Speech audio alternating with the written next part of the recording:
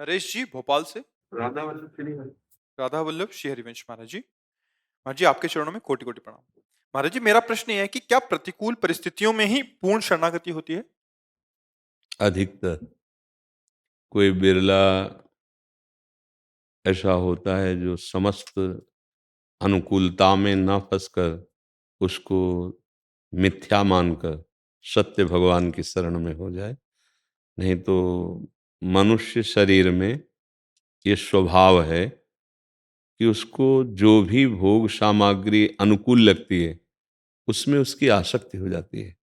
चाहे कोई शरीर हो या कोई पदार्थ हो या कोई पद हो या कोई भी ऐसी परिस्थिति हो जो उसके अनुकूल होगी, उसमें उसकी आसक्ति हो जाती है। जब आसक्ति हो जाती है तो पूरा मन उसमें रमण करता है। फिर शरणागति कैसे हो सकती है? अनुकूलता में हमारा स्वभाव है ऐसा, प्रकृतिजन्य है ना। देख लो, आप देखो लो, जब अनुकूलता होगी तो उस वस्तु व्यक्ति की आसक्ति हमको प्रभु की तरफ मुड़ने ही नहीं देगी। और जब अनुकूल व्यक्ति वस्तु पदार्थ में जो हमारी आसक्ति थी, जब वहां से ठोकर लगती है, तब एक जगह दिखाई देती है कि अब प्रभु की शरण में हम जाए। जैसा अधिकतर प्राय होता है, कभी कोई बिरला पूर्व जन्म का ऐसा भजनानंदी कि उसको समस्त वैभव प्राप्त हुआ लेकिन वो आसक्त नहीं है, वो भगवान, वो बात एक अलग है। एक बिल्व मंगल जी बहुत बड़े महापुरुष हुए हैं, उनको बिल्व मंगलाचार्य कहा गया, पर वो पहले वैश्या में आसक्त थे। अब अनुकूल शरीर या पदार्थ या घटना परिस्थिति, इसमें मन आसक्त होता है, आपको पता है। अब वो इतना आसक्त हो गए कि अपने घर की सारी संपत्ति, चिंतामणि नाम था वैश्या को, दे दे। माता पिता ने देखा ऐसी दुर्गति, उन्होंने ब्याह करा दिया। जो पाणिक ग्रहण हुआ तो उसमें जो उनको पत्नी मिली वो बहुत पतिव्रता, पवित्र स्वभाव की, पर इन्होंने उसकी तरफ देखा भी नहीं। वार्ता या प्रेम आदि तो बहुत दूर की बात, लेकिन वो पतिव्रता थी इसीलिए सहन कर गई उनकी प्रतिकूलता को। उनके प्रति कोई दोष दर्शन नहीं। ब्याह हो गया, फिर भी आसक्ति चिंतामणि से, इसी दुख में माता पिता जलते हुए उनका शरीर पूरा हो, हृदय में बड़ा दाह, मतलब अपराध पे अपराध बनता चला जा रहा है। चिंतामणि ने एक दिन कहा, तुम्हारे पास क्या है हमें देने के लिए? क्योंकि वहां संपत्ति प्रधान बुद्धि कुछ है। भाग के गए अपनी पत्नी से, आज बोले जाके मेरे प्राण बचा लो। यदि चिंतामणि मेरी तरफ ना दे, आसक्ति, जैसे व्यसन में आसक्ति, शरीर में आसक्ति, शरीर संबंध में आसक्ति अनुकूलता में होती। पत्नी ने कहा, क्या सेवा मैं कर सकती हूँ? अब मेरे पास सुहाग का मंगल सूत्र रह गए, एक दो चिन्ह, वो भी ले लीजिए आप। ले लिए, पास लेके गए। कहां से लाए? उसने कहा, मेरी जो पाणिक ग्रहण किया था पत्नी, उसने। उनका धिक्कार तुम्हारे जीवन को। अपने जनों से कहा, इसको बाहर करो यहां से धक्का लगा के। अब वो समझ गई थी कि आसक्ति को तोड़ना जरूरी, क्योंकि कुछ और भगवान की प्रेरणा होती है। जिसका मंगल करना होता है उसे प्रतिकूलता मिलती, पक्का पक्का मिलती है। अब वो जिससे इतना आसक्त थे, उसके ऐसे वचन, पूरा जीवन दे दिया, सब कुछ दे दिया, निकाल इनको यहां से, धक्के मार के बाहर कर दिया। अब अंदर से बड़ा शोक हुआ कि अरे, न माता पिता की सेवा बनी, इतना प्यार करने वाली पत्नी का, मेरा जीवन कितना पापमय है, कितना निकृष्ट मेरा जीवन है। हाय, अब क्या करूं? मतलब आग जो हृदय की, वो वही जानता है जिसकी आसक्ति होती है। जिससे आसक्ति है वो ठुकरा दिया। अब तो जब किसी को कोई रास्ता नहीं मिलता तो संत जन मिलते हैं फिर, क्योंकि वो एक रास्ता होता है।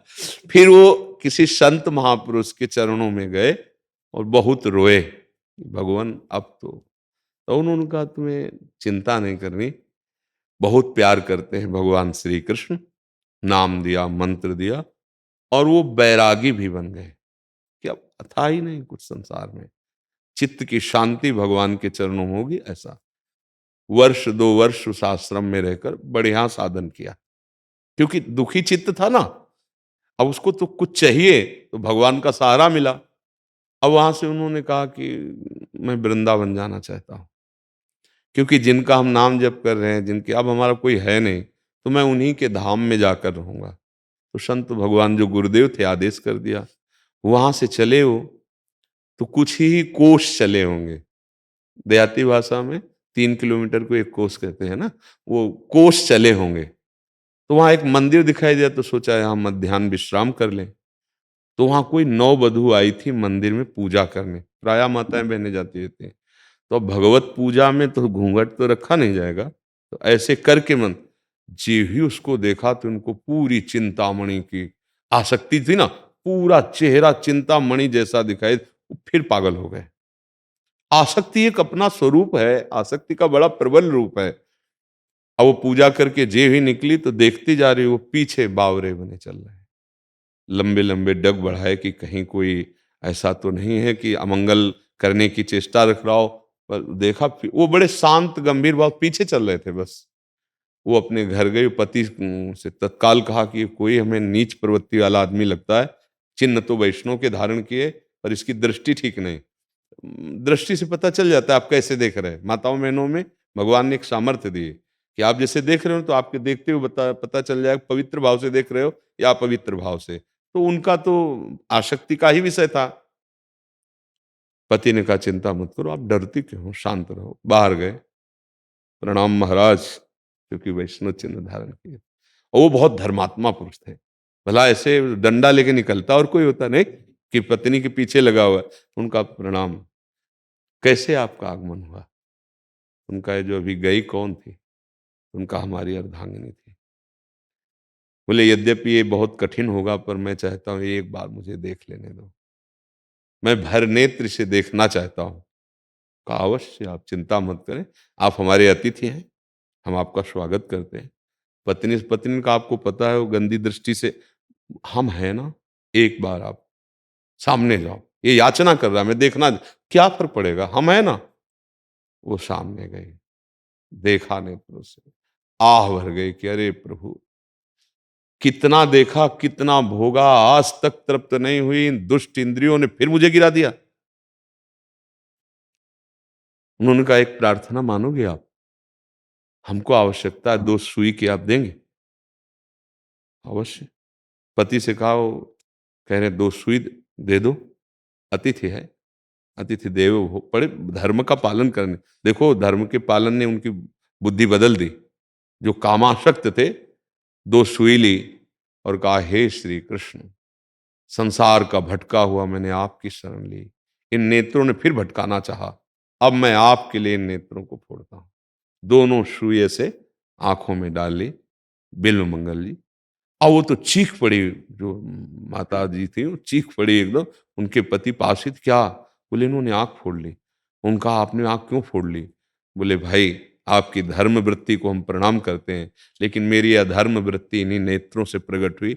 आपकी पत्नी को देखकर मुझे पूर्व चिंतामणि की याद ने पागल कर दिया। इन नेत्र फिर दोष कराना चाहते थे, इसलिए मैंने फोड़। अब जो जन्म का अंधा होता है उसका चलने का अभ्यास होता है, वो अपने साथ, लेकिन वो जन्म के अंधे तो थे नहीं, तत्काल फोड़ा था। तो वो जब वहां से निकले, तो एक लाठी उसने दे दी गृहस्थ ने। अब उनका अभ्यास था नहीं, तो एक कुएं में गिर पड़े जिसमें पानी नहीं निकाला जाता था, ऐसे रास्ते के आसपास कहीं होगा। अब सोचा बहुत अच्छा हुआ, अब यहीं सड़ूंगा मरूंगा, क्योंकि ये नीच शरीर ऐसा ही दंड पाने योग्य है। बस अंतिम, जैसे कोई पुकारता है ऐसे, हे कृष्ण हे गोविंद हे नाथ। आ गई आवाज, आ गई, बाबा लाठी ऊपर उठा। इतनी अमृतमयी आवाज किसकी हो सकती? देखो हमारे प्रभु का स्वभाव, कोई कैसा भी हो, अपिचे सुदुराचारो भजते माम अनन्य भाग। ये ही लाठी ऐसे उठाई। अब उन्होंने विचार किया कि कुएं में कोई हाथ लंबा करके लाठी, इसका मतलब अजान बाहु, बहुत जिनकी विशाल भुजाएं, जैसे चरण बढ़ाया तो ब्रह्मलोक तक गए ना, वामन अवतार, समझ गए कि वही है जिनकी मैं आश्रय वृत्ति धारण की। तो ऐसे बहुत प्रवीण थे, लाठी ऐसे करके हाथ पकड़ा, भगवान ने हाथ छुड़ा लिया। तब उन्होंने कहा, हाथ छुड़ाए जातो निवल जान के मोह, और हृदय से जब जाओगे तो अब सबल सराहूं तो। भगवान का उनको साक्षात्कार हुआ, दिव्य नेत्र प्राप्त हुए। ये नेत्र तो फोड़ लिए थे, और बहुत सुंदर भगवान की लीलाओं का गायन किया। पर सबसे पहले चिंतामणि को प्रणाम किया है अपनी वाणी में बिल्वमंगल जी ने चिंतामणि को, कि अगर चिंतामणि तू मेरा तिरस्कार न करती, प्रतिकूलता न देती, तो मुझे भगवत साक्षात्कार नहीं होता। तो मुझे लगता है कि प्रतिकूलता भगवान से जोड़ती है पक्का। अनुकूलता में हम भूल जाते हैं, नहीं भूल जाते, भूल जाते हैं, अहंकार हो जाता है वो। और जब सब जगह से ठोकरें मिलती हैं तो एक दरबार दिखाई देता है श्री भगवान का, वही संभालते हैं। नहीं, जीवन जो है अगर ऊपर उठता है किसी का अध्यात्म की ऊंचाई पर, तो चाहे वो वैराग्य पूर्वक दुख सहे या प्रारब्धानुसार मिले। तब जब हमारी दोनों किडनी फेल हुई, तब लगा कि अब न पद्मासन लगेगा और अब न प्राणवायु का संशोधन होगा। अब तो तब वो जो असलियत में शरणागत हुई, शरणागत तो बचपन से थे, लेकिन असलियत मतलब संपूर्ण शरणागति, वो चिनगारी हेम की, जैसे द्रौपदी जी ने अपने हाथ से दांत से ये चिनगारी थोड़ी सी बनी है, और जब देखा कि अब दांत से भी छूट जाएगा, तब गोविंद गो। तो मुझे लगता है, जैसे आपका प्रश्न है कि प्रतिकूलता में ही, तो मुझे लगता है कि शुद्ध संपूर्ण शरणागति प्रतिकूलता में होती है। गजेंद्र पहले पारिवारिक हाथी हाथिनियां उसको बचाते रहे, फिर अपने बल का प्रयोग किया। जब अपना बल भी हार गया, तब शरणागति हुई। नहीं, अगर थोड़ा भी अपबल तपबल और बाहुबल, चौथो बल है दाम, सूर किशोर कृपाते सब बल, हारे को हरिनाम। जब तक हार नहीं जाता उपासक, तब तक संपूर्ण शरणागति नहीं। और ये हारना ही प्रतिकूलता है। हमारा एक स्वभाव बन गया है मनुष्य शरीर में, हमें कोई भी प्यार करे तो हम लुट जाएंगे, हमारे अनुकूल कुछ भी मिले तो हम उसे संग्रह करना चाहेंगे। पर धोखा ही धोखा है, यहां कुछ भी अनुकूल नहीं है। देखो ना, वस्तु, प्रीति, संबंध, इन तीनों पर विचार कर देखो। वस्तु परिवर्तनशील, नाशवान, रख के देख लो, अपने आप खत्म हो जाएगी, नष्ट हो जाएगी। प्रीति जो पहले दिन थी वो दूसरे दिन नहीं, तीसरे दिन नहीं, चौथे दिन नहीं, एक समय आएगा जिससे प्रीति करोगे, वो प्रीति नहीं रहेगी जो थी। आप देख लेना। संबंध जो पहले मिठास थी वो बीच में खटास, और धीरे धीरे फिर, ये प्रकृति का स्वभाव है। तो हमारी प्रीति, हमारा संबंध, हमारा वास्तविक सुख, हम अविनाशी भगवान के अंश हैं, भगवान से ही मिलेगी। प्रकृति को चाहे जितना भोग लो, कभी संतोष नहीं मिलने वाला। तो जिस पर भगवान कृपा करते हैं, तो प्रकृति से ठोकर लगवा दी जाती है, जिससे हम प्यार करते हैं। प्रकृति से तो ये सब प्रकृति रचना ही है। फिर वो परमात्मा, उसको चेत आता है, कोई तो होगा, कोई तो होगा जो मुझसे प्यार करेगा। अब इस खोज में निकलता है, तब संत जन मिलते हैं। तो जैसी भगवान की उसके अंदर प्रेरणा होती, वैसे ही उसको उत्तर मिल जाता है, और वो भगवत मार्ग में चल देता है। मुझे ऐसा जीवन का अनुभव और संतों की वाणी का अनुभव और शास्त्र के अनुसार कि भगवान की पूर्ण शरणागति प्रतिकूलता में ही होती है। अनुकूलता में हम लोग फंस जाने वाले हैं। यद्यपि अनुकूलता विवेकवान के लिए भक्ति बढ़ाने वाली भी बन सकती है, पर प्रायः विशेष कृपा प्रतिकूलता में होती है। विशेष प्यार भगवान का प्रतिकूलता में अनुभव में आता है। समझ पाए आप जी? जी। योगेश जी पंचकुला से। राधा बल्लभ श्री गुरु। महाराज जी आपके चरणों में दंडवत प्रणाम। गुरुदेव, अपने मन की पुकार अपने गुरुदेव तक कैसे पहुंचाई जा सकती है, कैसे पहुंचाना चाहिए? कनेक्शन है। बिजली बनती कहाँ है? जल यहाँ रहे। कनेक्शन, संबंध, अपनापन।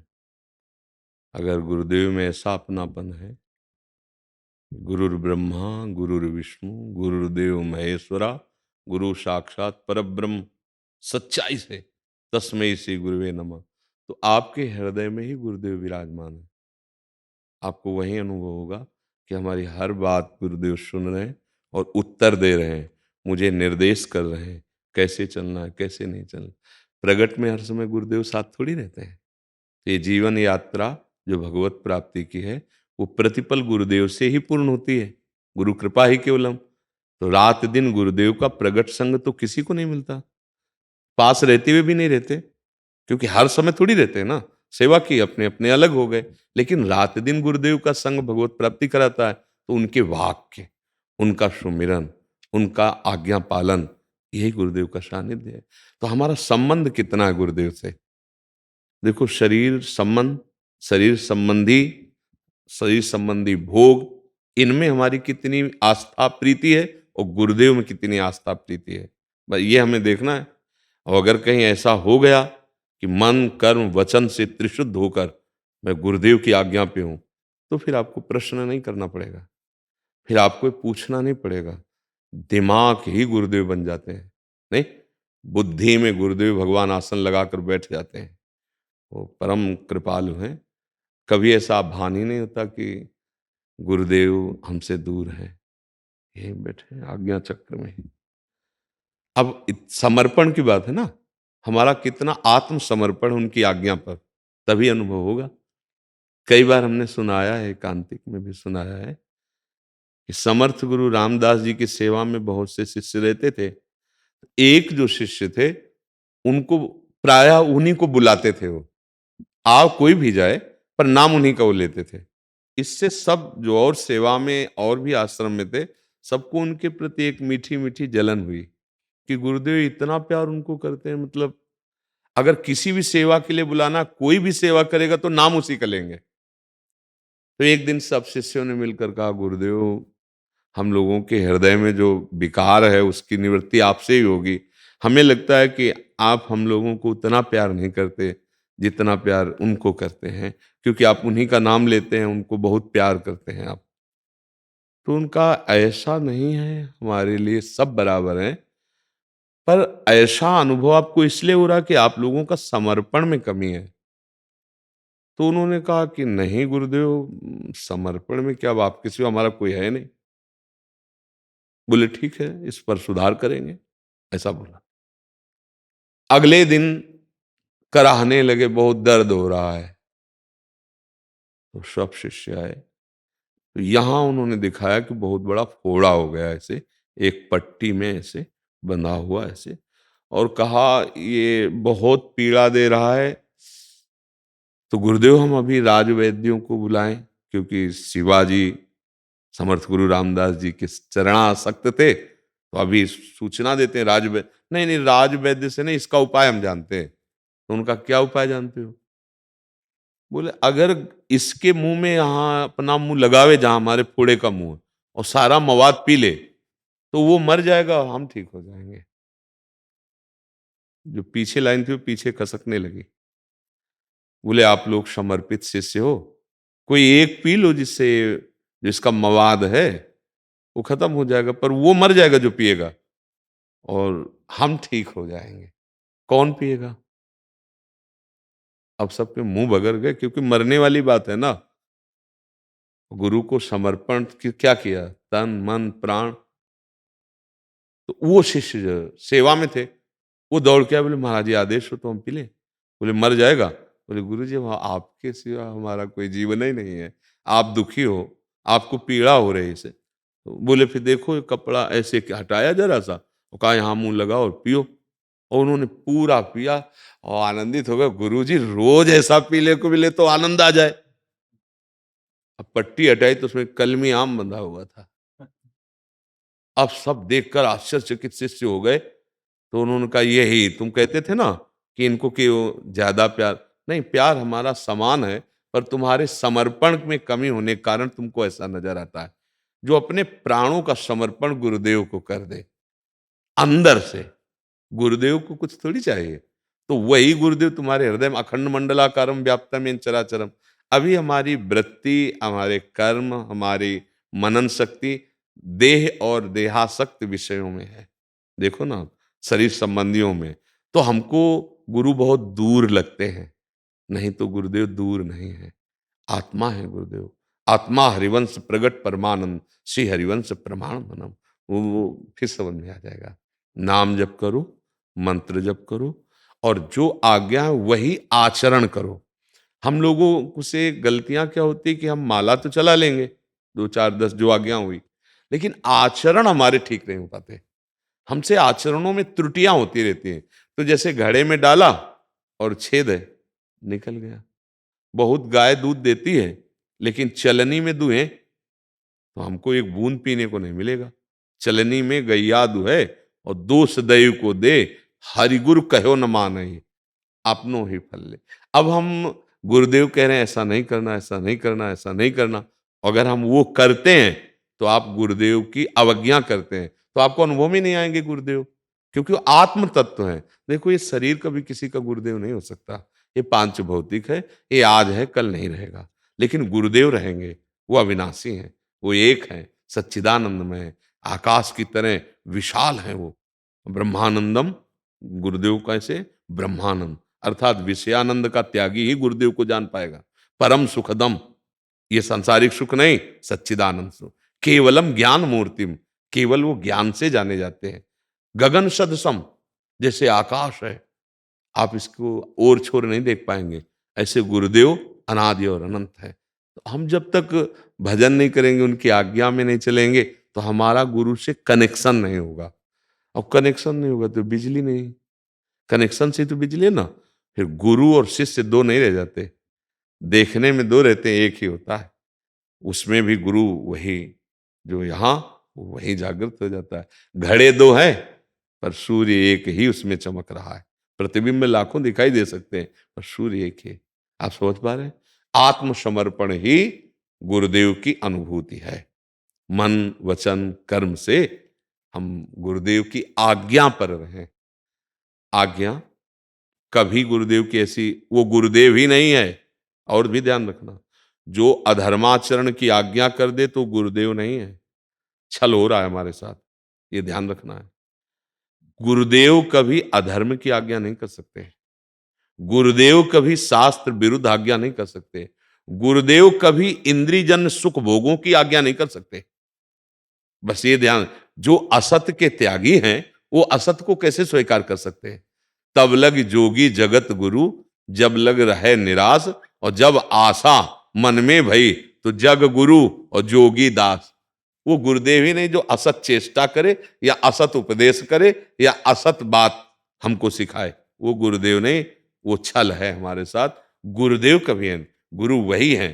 तस्मात् शास्त्रम प्रमाणम ते, उनके आचरण प्रमाणित, उनके वाक्य प्रमाणित, उनका उपदेश हमें गुरु के समान बना देगा, भगवत प्राप्ति करा देगा। जहां भगवान से विमुख करने की बात आई तो बलि जी ने अपने गुरुदेव का त्याग कर दिया। उन्होंने कहा कि भगवान को 3 पग पृथ्वी दान मत करो। तो बलि जी ने कहा सारी यज्ञ और सारी साधना इन्हीं के लिए होती है, ये चाहते तो अपने स्वरूप में आकर हमें आदेश करते, हमको पालन करना पड़ता, क्योंकि इनके समर्थ पार्षद हैं, छीन लेते जबरदस्ती। लेकिन ये हमारी भक्ति से प्रभावित होकर मांगने आए हैं वामन रूप में, हम तो गुरुदेव अब देंगे, इतना बड़ा सौभाग्य हम। तो उन्होंने साप दे दिया, जा ऐश्वर्य भ्रष्ट हो जा। शुक्राचार्य जी गुरुदेव थे, लेकिन गुरुदेव की बात नहीं मानी। उस समय गुरुदेव की आज्ञा का उल्लंघन करके, और जे भी भगवान को, तो जानते हो गुरुदेव भी प्रसन्न हो गए, क्योंकि भगवत प्रसन्नता से सब प्रसन्न हो जाते हैं। जा पर कृपा राम की हुई, ता पर कृपा करे सब कोई। भगवान ने आदेश किया शुक्राचार्य जी से, पूरी यज्ञ कराओ, तत्काल यज्ञ कराई, और जाओ, स्वर्ग का जो श्रेष्ठ सुख है उससे भी बड़ा सुख रसातल का है, मैं तुम्हें प्रदान करता हूं, और तुम्हारे द्वारपाल के रूप में मैं स्वयं विराजमान रहूं। वरदानों की झड़ी लगा दी। पहले तो थोड़ा परीक्षा ली वरुण पास में बांध करके, लेकिन भगवान का आश्रय, भगवान का भजन, भगवान की सेवा यदि गुरु छुड़वावे तो भी गुरु की बात ना मानना, तो गुरु प्रसन्न हो जाएंगे। अधर्म आचरण की शिक्षा कभी गुरुदेव नहीं देते, पाप आचरण कभी गुरुदेव के जीवन में नहीं होता। अगर ये है तो छल है, कपट है, हमें ये देखना है। गुरुदेव के वाक्य और गुरुदेव के आचरण दोनों शास्त्र सम्मत होने चाहिए। जो बोला जा रहा है वही आचरण में होना चाहिए, वही शास्त्र में होना चाहिए, प्रमाणित। तस्मात् शास्त्रम, ऐसा कुछ नहीं कि किसी महात्मा में प्रकट होगा और वो शास्त्र में नहीं लिखा। भगवान श्री कृष्ण द्वैपायन व्यास देव जी, सब कुछ, 4 वेद हैं, 18 पुराण हैं, उपनिषद हैं और ये स्मृतियां हैं, ये सब लिखा हुआ है। कोई स्थिति ऐसी नहीं जो लिखी ना हो। हाँ, आप पहुंच नहीं पा रहे हो, बात अलग की है। तो तस्मात् शास्त्रम प्रमाणम ते। कभी कभी हम चूक कर बैठते हैं, वो हम बहुत कम जीवन हमारा है, हमारा चूक का समय नहीं। सत्य और भगवत अनुभव से युक्त जो वचन होते हैं उनको किसी से प्रमाणित नहीं करवाने पड़ते। अपना हृदय, बात सुनते ही हृदय शीतल हुआ और अंदर से प्रेरणा आ गई कि ये बात सत्य है, बस वहां कोई प्रमाण की जरूरत नहीं। और जिस वचन को सुनने के बाद हृदय में जलन हो, ऐसा लगे कि नहीं ऐसा तो नहीं है, फिर उसे प्रमाणित करके ही मानना चाहिए। कहीं ना कहीं शास्त्र में लिखा होगा जो बोला जा रहा है वो प्रमाणित है। आचरण, वचन, उसको इस बात में कहते हैं वाणी, मन और चेष्टा एक सच्चा सदगुरुदेव, सच्चा साधक। और वाणी कुछ और, मन कुछ और, चरित्र कुछ और, वो गुरुदेव नहीं, वो भगवान का वहां छल स्वरूप प्रकाशित हो रहा है, वो सत्य स्वरूप में अभी स्थित नहीं है। समझ पा रहे? हाँ, अपनी तरफ से हम प्रार्थना सबसे कह रहे हैं, बार बार सबसे हर बैच में करना चाहते हैं कि यदि आप हमारे पास आए हो तो अगर कोई नशा करते हो वो छोड़ दो। तुम्हारे स्वास्थ्य के लिए ठीक नहीं, तुम्हारे परिवार में बहुत हानि पैदा कर। जैसे शराब पी लिए ना, घर में गए तांडव करते हैं, राक्षसी वृत्ति करते हैं। मांस खाने से बहुत बड़ा पाप लगता है, क्योंकि जीव हिंसा, ये हम मनुष्य राक्षस नहीं है, हिंसक पशु नहीं है। और आपका स्वास्थ्य इतना महान नहीं है कि आप मांस खा लोगे तो आप विश्व विजेता हो, ये सब केवल भ्रम है। सात्विक वृत्ति से चलने से जो अध्यात्म बल आता है, उससे काम क्रोध पर विजय प्राप्त की जाती है। तो हमारी प्रार्थना है, नशा न करो, मांस मत खाओ, हिंसा वृत्ति हृदय में मत रखो, चोरी, छल, व्यभिचार, ये सब दुर्गति कराने वाले हैं। अगर आप साधु संग में आए हो, आप कृपा करके समय दियो, तो इस पर सुधार करो। नाम जप करो, अच्छे आचरण करो, गंदी दृष्टि हटाओ, गंदे भोजन हटाओ, गंदा नशा हटाओ, अभी आप मनुष्य बन जाओगे। मनुष्य रूप में हमारे अंदर ये राक्षसी भाव बैठा होता है। फिर हमें मनुष्य से दैवी संपदा लानी है और दैवी संपदा से भगवत स्वरूप हो जाना है। अगर इस जन्म में नहीं कर पाए तो यार क्या पशु पक्षी बन के थोड़ी कर पाएंगे, सुअर कुत्ता बन के थोड़ी कर पाएंगे।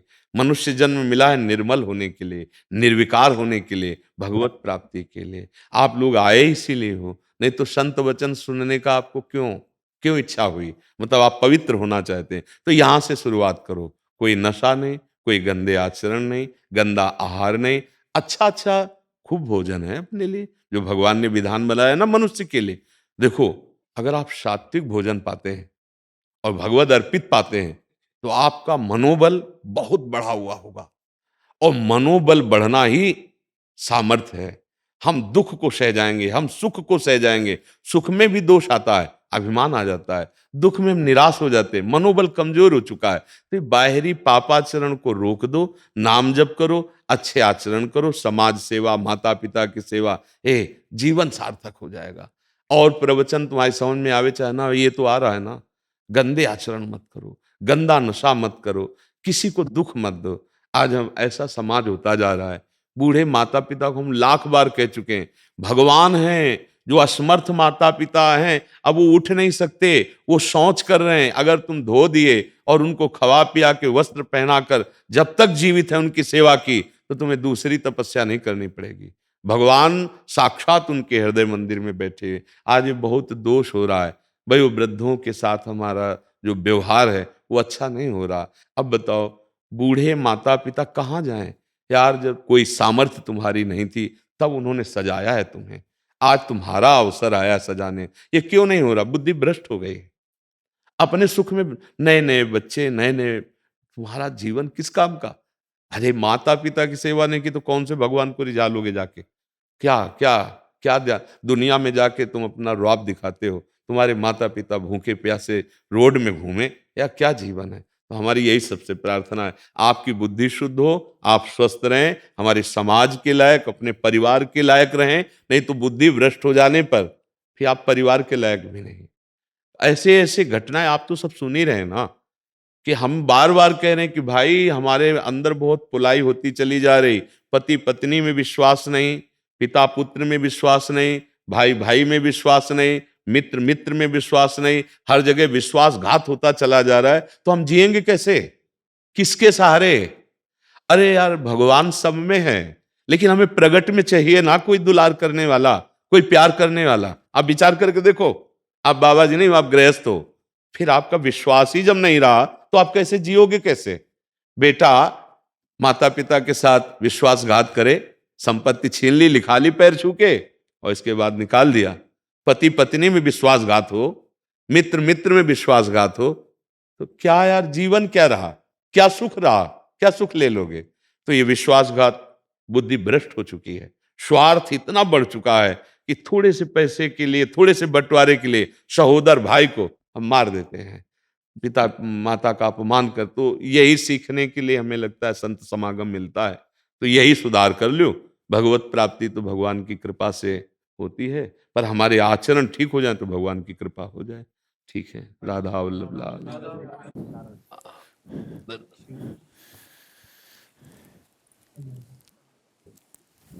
विराज जी, विराज जी संत भगवान आइए, धन्यवाद। आइए प्रभु विराज जी। हाँ, सब संतों को माला श्री जी की और लोई प्रसादी। हाँ, और कुछ भाई जी, जैसे राम जी की इच्छा संतों में अपना जो भी आपकी कृपा से टूटा फूटा प्रेम है, तो वैसा तो अर्चा शुरू में नहीं है। संतों में आप जैसा कहा वैसा हो जाएगा, ढल जाएगा। संतों के माध्यम से कार्य ठाकुर जी का, ठाकुर जी की प्राप्ति का, ठाकुर जी के में मन लगने का ऐसा भी विधान है ना महाराज जी? यही विधान है। ऐसा भी में एक और निकलता होता है। जैसे ऐसा भी तो मतलब संबोधन हो रहा है कि एक और है, लेकिन अपने वैष्णव धर्म में, अपने भगवत दासत्व में और नहीं है, यही विधान है। मति कीरति गति भूति भलाई, जब जे जतन जहां जे पाई, सो जानो सत्संग प्रभाव। व्रतांश यज्ञ छंदांसी तीर्था नियमा यमा, यथा वरुंधेत सत्संगा सर्वसंगोपहो हिमाम। ये भगवान श्री कृष्ण के वचन है। बड़े बड़े व्रत अनुष्ठान तीर्थयाटन, बड़े बड़े संकल्प विकल्प करके जो अन्य पवित्र कार्य हैं, इनसे वो बात नहीं बनती जो साधु समागम से बनती है। क्यों? सर्व संगोपहो हिमाम, समस्त आसक्तियों का नाश करके भगवान की आसक्ति को प्रकट कर देना, ये केवल संत समागम में ही है। हमारे आचार्य हरिवंश महाप्रभु कहते, जैसी हरिवंश प्रपंच बंच सब ये काल ब्याल को खायो, यह जिये जान श्याम श्यामा पद कमल संगी सिरनायो। अर्थात श्याम श्यामा के जो दास हैं, उनके चरणों की दासता ले लो तो श्याम श्यामा से प्रेम हो जाएगा, अन्यथा नहीं। रेमन रसिकन संग बिन रंच न उपजय प्रेम। अगर रसिक महापुरुष भगवत प्रेमी कृपा न करे तो कभी भगवान से अपनी तपस्या के द्वारा प्रेम नहीं हो सकता, अपनी साधना के द्वारा प्रेम नहीं हो। ये भक्त चरण रज, भक्त उच्छिष्टामृत और भक्त कृपा दृष्टि यही कराती है। जैसे रहुगण से जब श्री जड़ भरत जी की वार्ता हुई तो बहुत बड़े सत्संगी है रहुगण जी, उन्होंने कहा कि भगवान ये स्थिति कैसे प्राप्त होगी जिसका, तो उनका रहुगण तत्तपसा न याति न चेद्या न निरूपणात् गृहाद्वा न छंदसा नैव जलाग्नि सूर्यो बिना महात्पाद रजो विषेकम।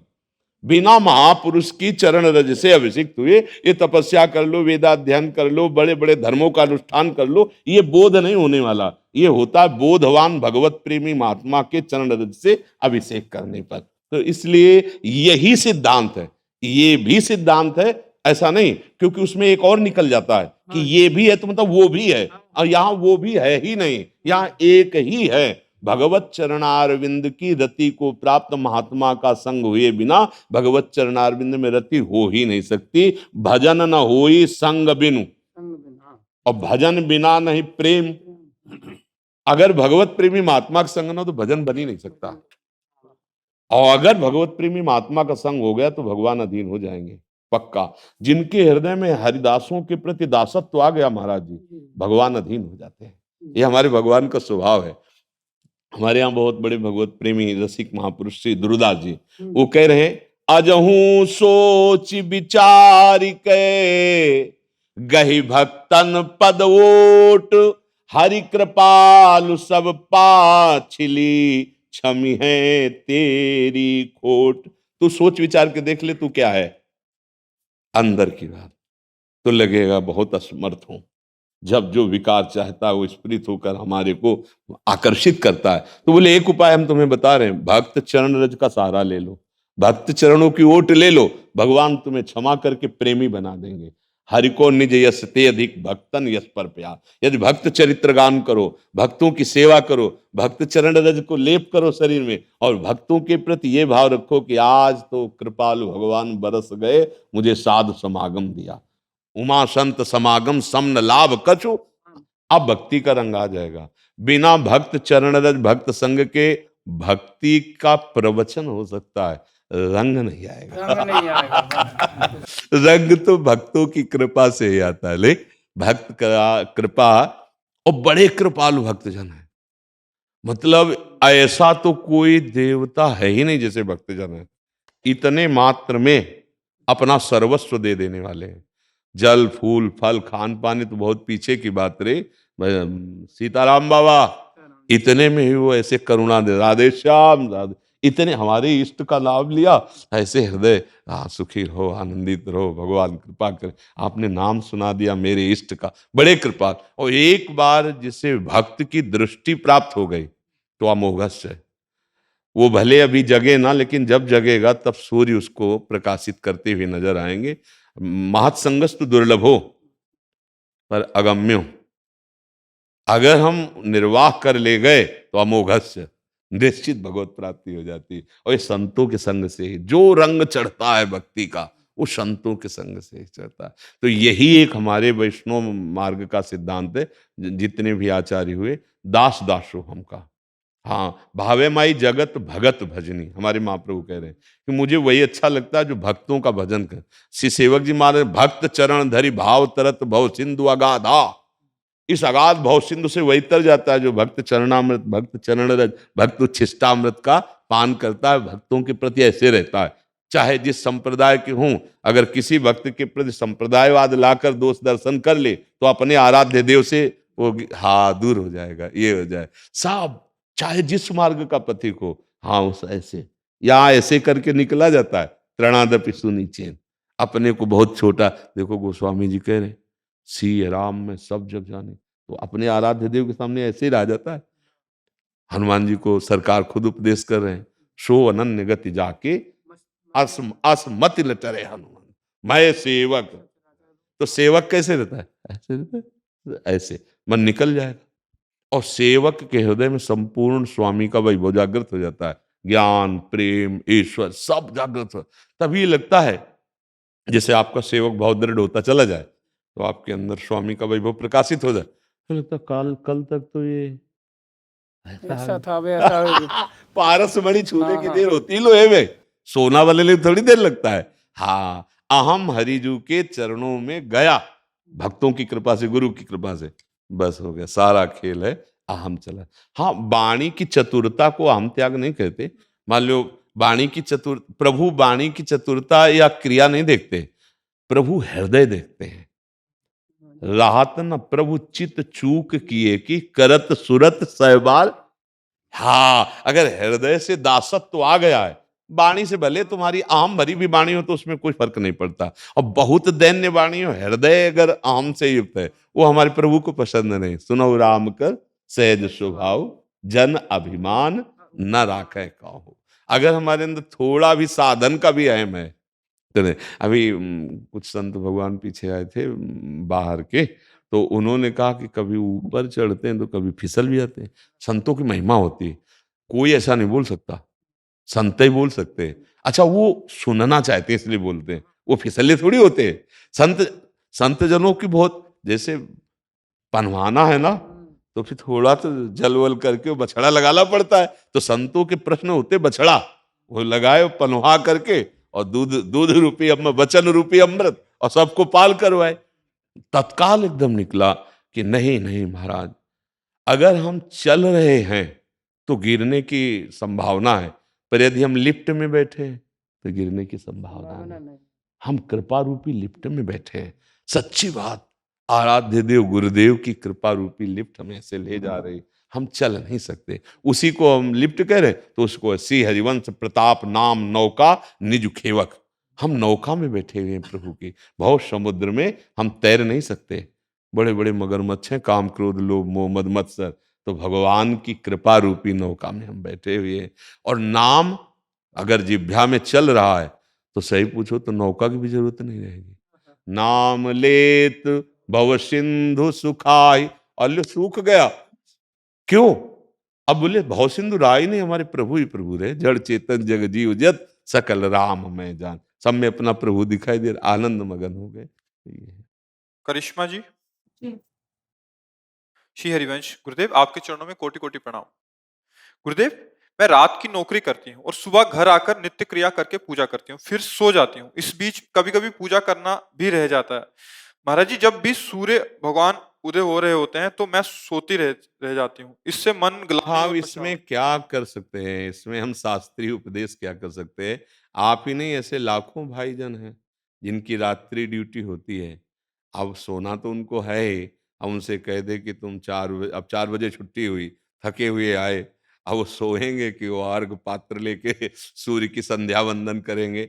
अब हमें लगता है कि जब वो जगें तब वो अपनी भगवत पूजा कर लें। वो भगवान भी जानते और सूर्य भगवान भी जानते हैं कि रात भर जग करके इसने संसार में अपने कर्तव्य का पालन किया है। पर जो रात में जग के ड्यूटी की जा रही वो ईमानदारी से की जाए और बीच बीच में नाम जप किया जाए, राधा राधा राधा, तो वो ड्यूटी भी भजन बन जाएगी। और जब सोने जा रहा हो तो प्रभु को प्रणाम करे कि प्रभु देख लो आप रात्रि भर जगे हैं। अब हमसे सूर्य उदय पे जगा तो जाएगा नहीं, हम सोने जा रहे हैं, और हमारा प्रणाम, हमारी जो गलती हो क्षमा करना, सो जाओ। और जब जगो तब मान लो सवेरा है और अपने ठाकुर की सेवा कर लो और फिर खा पी के तैयार हो अपनी ड्यूटी में चले जाओ। फिर उसमें नाम जप करो, उस ड्यूटी को पूजा मानकर भगवान को समर्पित कर दो, भगवत प्राप्ति पक्की हो जाएगी।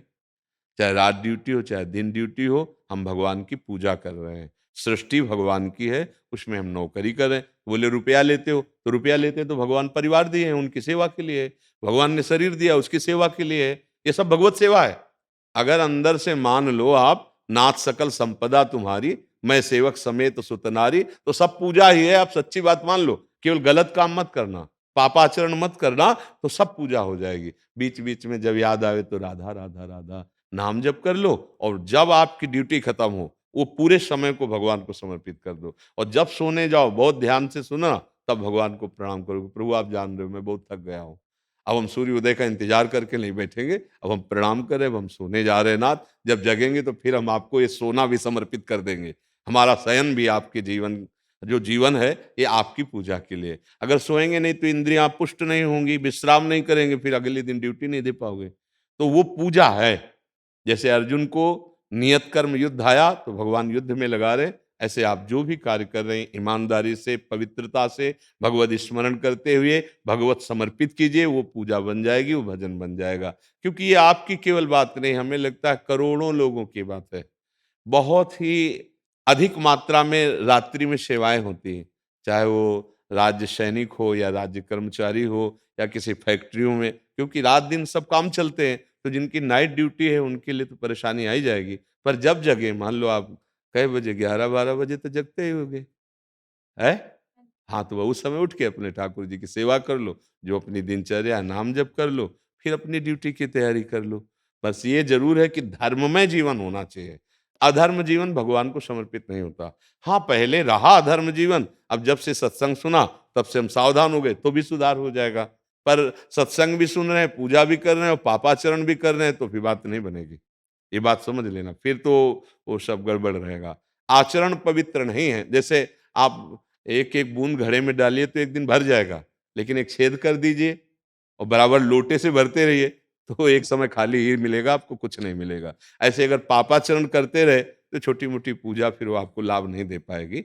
हाँ, अवलो नशानी अपना न सयो, अच्छे आचरण करो, कोई बात नहीं है। भगवान की ही सेवा सृष्टि की है, जब जगो तब भगवान की आराधना कर लो। जी। अंकुर शर्मा जी, महाराज जी, मेरी पूजा पाठ में श्रद्धा है, पर करना भी चाहता हूँ, शुरुआत कैसे करूं मैं?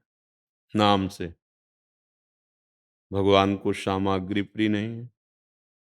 भगवान का एक भ्रकुटी विलास मात्र से अनंत ब्रह्मांडों का ये वैभव प्रकट हो जाता है।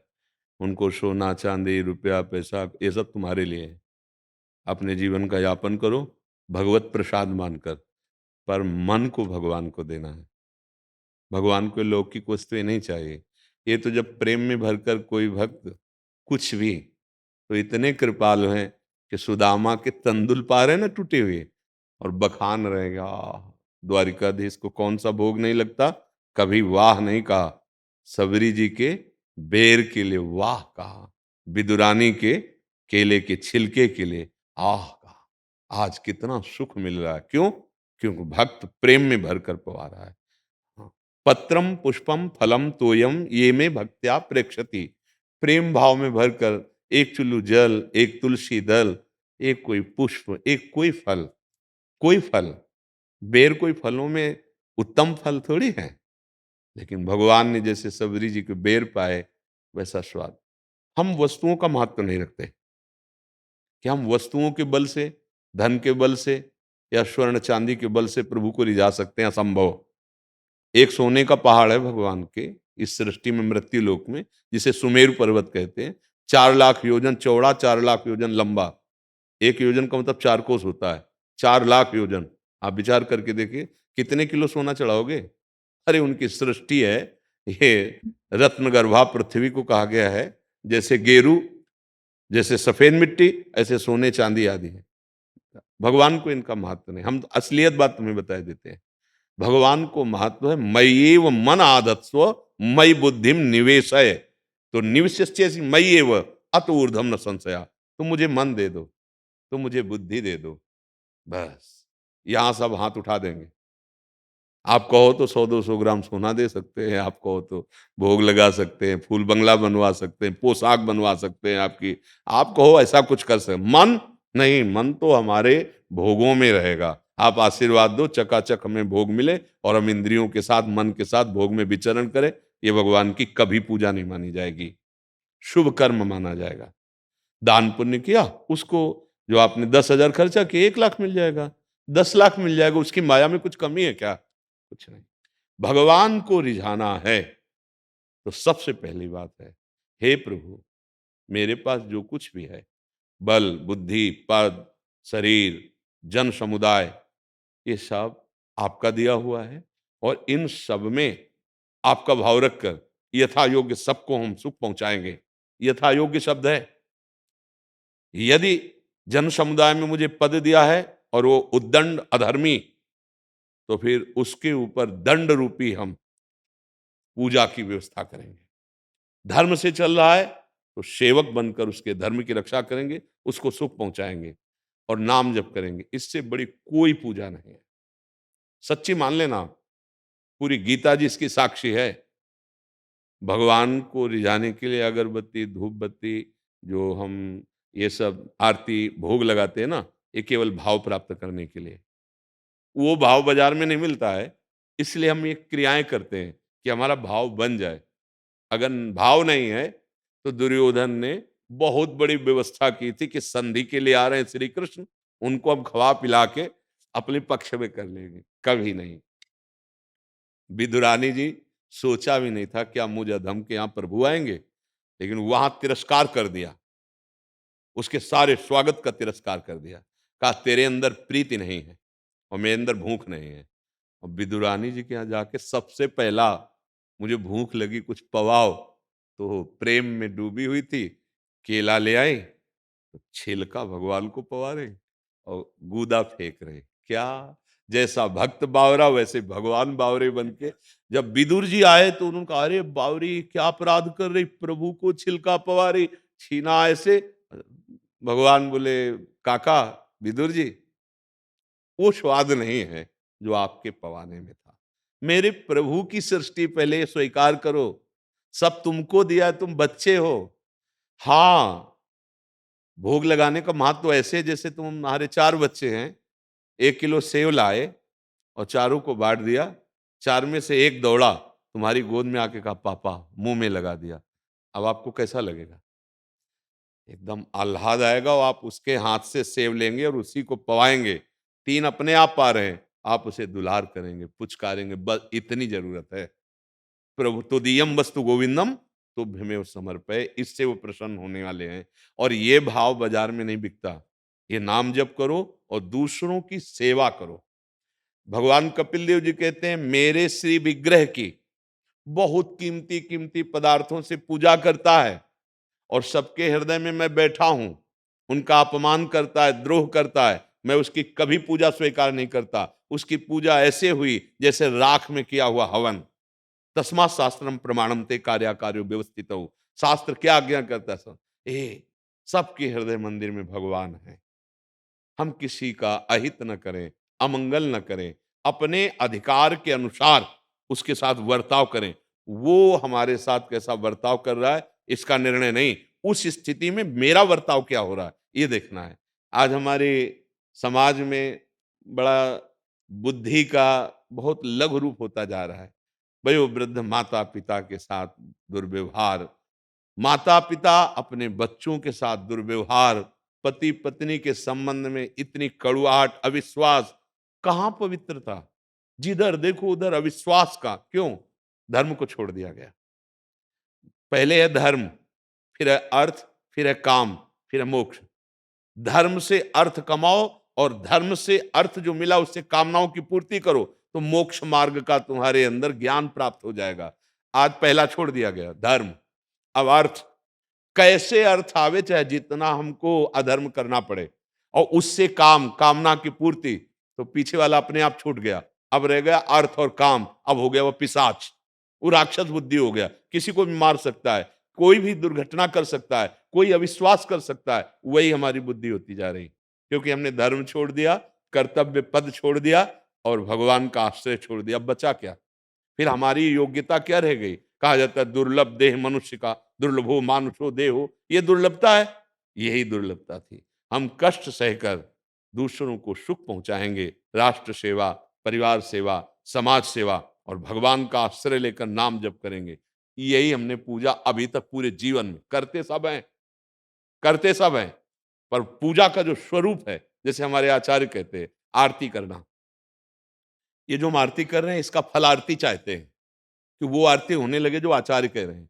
आचार्य कह रहे भक्ति कर दीप प्रेम करी बाती। ऐसे आरती प्रियालाल को अच्छी लगती है। क्या? भक्ति का दीपक हो और प्रेम की बत्ती जल रही हो, फिर आरती करो। तो बोले मिलेगी कहाँ है आरती? ये बाजार में नहीं मिलती। साधु संगति करी अनुदिन राती। रात दिन भगवत प्रेमी महात्माओं के वचन सुने और सत्य आचरण से चले, तो जब हृदय में प्रेम भक्ति जागृत हो जाएगी तो सब आरती हो गई। हम लोग बाहर नाटक भले भक्ति का कर लें, लेकिन हमारी जो प्रीति है वो शरीर में है, इंद्रियों में है, भोगों में है। भगवान प्रीति स्वीकार करते हैं और वो हम में है नहीं, तो हमारा सब कर्म जो बना वो पुण्य बन सकता है, भगवत प्राप्ति नहीं करा सकता, परमानंद नहीं प्रदान कर सकता, अखंडानंद नहीं जागृत कर। वो हमारा स्वरूप है पर हम विमुख हैं। तो सबसे उत्तम भक्ति पहले स्वीकार करो मैं भगवान का, नाथ सकल संपदा तुम्हारी, मैं सेवक समेत सुतनारी। दूसरी बात स्वीकार करो, कैसी भी परिस्थिति हो उसको सहेंगे और भगवान का नाम स्मरण करेंगे। अब सब हो जाएगा, सब अपने आप हो जाएगा। अपने कर्तव्य में चूक ना होने पावे। भगवान गीता जी में बार बार अर्जुन जी को श्लोकों से समझा रहे हैं, कर्तव्य, कर्तव्य ही से मैं प्रसन्न होता हूं, कर्तव्य में ही परमात्मा छुपा हुआ है। कर्तव्य का पालन करो, हर देवता तुम्हारे अनुकूल हो जाएगा। आज कर्तव्य भ्रष्ट हो रहे हैं हम और चाहते हैं भगवान हमारी कामना पूरी कर दे, और जब कामना पूरी नहीं होती तो भगवान को गाली देते हैं। आस्तिकता उनकी डिग जाती है। क्यों? क्योंकि तुम कर्तव्य का पालन नहीं कर रहे हो। अपने कर्तव्य का पालन करने वाला माना पूर्व कर्म के परिणाम स्वरूप थोड़ी दिनों के लिए दुख पा सकता है, लेकिन परिणामतः वो महान सुख को पाएगा। अपने कर्तव्य से भ्रष्ट हुआ माना कुछ दिन के लिए हरा भरा दिखाई दे सकता है, लेकिन काल रूपी शिकारी उसको नष्ट कर देगा। परिणाम में देख लीजिए आप। तो सबसे बड़ी पूजा है कर्तव्य, और भगवान को रिझाने के लिए सबसे बड़ा काम है स्मृति। पूरी गीता सुनने के बाद अर्जुन कह रहे नष्टो मोहा स्मृति लब्धा। स्मृति राधा राधा राम कृष्ण हरि, जो नाम प्रिय लगे इसको मधुर मधुर स्मरण करते रहो और अपने कर्तव्य पर लग जाओ। कर्तव्य से मत चूको। अगर हमको कोई संपत्ति दे, हम अपने कर्तव्य का त्याग कर दे, तो वो संपत्ति हमारे परिवार, हमारी बुद्धि दोनों को नष्ट कर देगी। देख लेना, आगे चलकर देख लेना, कर्तव्य पे चल रहे हो और प्राण तुम्हारे निकल गए तो तुम परम सुख को प्राप्त होगे। एक बात ध्यान रखना, वो देख रहा है मालिक। तुमने अपने कर्तव्य के लिए प्राणों की बलि दे दी। जैसे एक बार कहा था कि वो अक्षय सुख स्वर्ग आदि का प्राप्त करता है, उसका फिर जन्म नहीं होता। किनके लिए कहा था? वो आर्मी के जवान थे और हाथ में काउंटर था, वो नाम जप का ऐसे छुपाए हुए थे और ऐसे जप रहे थे। जब उनसे कहा कि हम तुम्हें प्रणाम करते हैं क्योंकि तुम हमारी राष्ट्र सेवा रूपी परम कर्तव्य में अपने प्राणों के पुष्प को समर्पित करते हो, पर ध्यान रखो ना, कभी किसी प्रलोभन या भय से दबना नहीं और भगवान का नाम ही सुन। तो तत्काल उन्होंने दिखाया, बोले आपके प्रवचन सुनने से उसी समय से ये जेब में रहता है। तब हम कहा था आपको अगर प्राण समर्पित होते हमारे राष्ट्र में, तो चूंकि नाम भी चल रहा है और राष्ट्र सेवा है, परम पद की प्राप्ति होगी जहां से पुनः आवागमन नहीं होता। अब उसमें तर्क करने की जरूरत नहीं, अपने कर्तव्य का पालन कर रहा है, नाम जप कर रहा है, तो गीता का पूरा फल उसको मिलेगा। भगवान ने कहा मामनुस्मर युद्ध च, युद्ध माने होता है कर्तव्य कर्म, अपने कर्तव्य कर्म का पालन और नाम, इसे पूजा मानो। अगरबत्ती लगा दी, धूप बत्ती लगा दी, भोग लगा दिया, बाहर निकले मनमानी आचरण कर रहे हैं धर्म विरुद्ध, कभी पूजा नहीं मानी जाएगी। जिन भगवान शंकर की आराधना करके सोने की लंका प्राप्त की, वही भगवान शंकर हनुमान जी बन करके पहले सबसे विनाश में वही आगे गए, विनाश किया ना। और स्वयं कहा शंकर साहस विष्णु अज तो ही सकहि न राख राम कर द्रोही, हनुमान जी बोले थे। और वही है जिनकी आराधना करके सोने की लंका प्राप्त की थी, और ऐसे स्वर्ण जैसे को हनुमान जी ने आग से भस्म कर दिया। मतलब यदि तुम धर्म से नहीं चल रहे, अधर्म कर रहे हो, तो जहां तुम अगरबत्ती लगा रहे हो वहीं से आग लग जाएगी, वहीं से तुम्हारा पतन शुरू हो जाएगा। मत लगाओ अगरबत्ती। मान लो तुम्हारा नहीं भाव, समय नहीं बनता, सच्चाई से चलो और नाम जप करो। अगर भगवान ने मिल जाए तो हमें कहना। भगवान अगरबत्ती धूपबत्ती से प्रसन्न नहीं होते, भगवान भोग से प्रसन्न नहीं होते। हाँ, भोग तो उनके दासों के लिए भी ब्रह्मादिक के भोग सब विषम लागत है, तो भगवान का वो तो पूर्ण काम है। जब कोई भाव से भर करके, जैसे कर्माबाई, उन्होंने विचार किया कि हे भगवान को शाम के भोग लगा के शयन करा दिया जाता है, रात भर तो भूखे रहते होंगे, तो फिर ठीक है 3 बजे जल्दी से वो खिचड़ी बनाती और बुलाती, आओ भगवान। भगवान आके गोद में बैठ के पाते, गोद में। अच्छा, भगवान को भूख है क्या? आप्त काम पूर्ण काम भूख होती प्राकृतिक शरीरों में, सच्चिदानंद में नहीं। लेकिन गजब की बात है, प्रेमियों का प्रेम भाव सच्चिदानंद में भूख पैदा कर देता है। ये बात है, समझनी है। जो लोग नहीं समझते हैं ना, वो अभिमान में रहते कि हमने फूल बंगला बनवा दिया, हमने सोने का छत्र चढ़ा दिया, हम ये कर, मिलेगा आपको, व्यर्थ नहीं जाएगा। अगर 50 लाख का आपने समर्पण किया है तो 50 करोड़ दे देगा, उसकी माया है ये। भगवान प्रसन्न होने वाले नहीं, वो तुम्हारे भाव से प्रसन्न होते हैं, वो तुम्हारे नाम जप से प्रसन्न होते हैं। भाव संपूर्ण इन्हीं में सब में है। पूरे शास्त्रों का स्वाध्याय जहां तक करवाया गया, और जो जीवन का सार, वो लौट के इसी से भागे थे और इसी में आना पड़ा। इसी से भागे थे, और जब जो कुछ मिला गुरु कृपा से, वो फिर यही मिला कि इसी की सेवा करो, इसी में लगा। तो आपको शुरू से यही सेवा मिली, बस इन्हीं में अपने कर्तव्य का पालन करो। अगर कर्तव्य से भ्रष्ट हो जाए, तो चाहे कोई किसी भेष में हो, वो उसके लिए दंड विधान। जैसे कानून के विरुद्ध इस भेष का कर दे तो हथकड़ी नहीं पड़ेगी क्या? वैसे ही जुर्म, वैसे ही दंड विधान होगा ना, ऐसे ही भगवान के विधान में। अगर कानून के विरुद्ध, तो फिर ये भेष तुम्हें मोक्ष प्रदान नहीं करेगा, ये प्रेम प्रदान करने वाला नहीं, उद्देश्य प्रदान करेगा। अब कहते फिर आपने क्यों धारण किया? क्योंकि मेरे भाग्य में था। निवृत्ति और प्रवृत्ति 2 मार्ग है। भगवान ने कुछ को निवृत्ति में चलाया कि तुम अनुभव करो, अनुभव करके प्रवृत्ति को उपदेश करो। लेकिन बात खास यही है कि यही समझना पड़ा बाद में कि जिनको हम समझते थे त्यागना चाहिए, वही मेरे प्रभु थे। निज प्रभु में देखें जगत, अब कैसन करे विरोध। सर्व से बड़ी सिद्धि यही मिलती है, वासुदेवा स्वरमिति समाज, मेरे प्रभु सब रूपों में है। अब वही भाव आप शुरुआत से कर लो, कपड़ा बदलने की जरूरत नहीं, कहीं भागने की जरूरत नहीं। जो कर्तव्य मिला है उसका पालन करो, निश्चित कर्तव्य रूपी पूजा से बढ़कर भगवान और कुछ पसंद नहीं करते। और नाम जप, ये तुम्हें कर्तव्य करने की सामर्थ्य प्रदान करेगा, ये तुम्हारी बुद्धि को शुद्ध करेगा, ये कर्तव्य के लिए जो सामग्री चाहिए वो ये प्रदान करेगा। नाम जप, अपने कर्तव्य का पालन, इससे बड़ी कोई भगवान की पूजा नहीं। इसी से सब भाव प्रकट हो जाते हैं। जी। राधा राधा राधा राधा राधा राधा